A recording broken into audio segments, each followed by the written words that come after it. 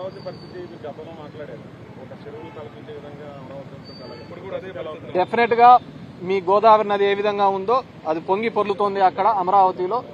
మీకు మాత్రమే సొంతమవుతుంది అనుకున్న దాన్ని ఏమి చేపలు అంటారయ్యా, పులస, రేపొద్దున ఖచ్చితంగా 2-3 సంవత్సరాల్లో మీరు అమరావతిలో చూడబోతున్నారు. అప్ స్ట్రీమ్ కి ఇవ్వబోతున్నాయి. అదే పులసలను మీకు అమరావతి దాంట్లో మీకు పట్టించి మీ అందరికి ఇవ్వబోతున్నాం. ఆగస్టు 15 మాజీ సీఎం కనీసం గౌరవించలేదనేది టీడీపీ నేతలు ఆరోపిస్తున్నారు. అది ఎట్లా తయారైందంటే జెండా ఎగరేసిన వాళ్ళే దేశభక్తులని ఇప్పుడు ఆ విధంగా ఉన్నారు. ఇప్పుడు ఈ కూటమి దానిలో ఏ విధంగా ఉందంటే కూటమికి జై జై అంటే దేశభక్తులు, కూటమిని గన ప్రశ్నిస్తే దేశద్రోహుల్లాగా నిలబడుతున్నారు.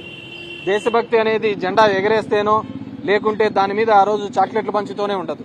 ఈ దేశం యొక్క సమగ్రతకు ఇక్కడున్న దానిలో ఐక్యంగా పోరాడినప్పుడే ఉంటుంది. ఈరోజు దేశభక్తి ప్రజాస్వామ్యం గురించి మాట్లాడుతున్న వీళ్ళు కోర్టు ఆర్డర్ని ఎందుకు ఇంప్లిమెంట్ చేయడం లేదు మాట్లాడే వాళ్ళందరూ ఆలోచించుకోవాలి.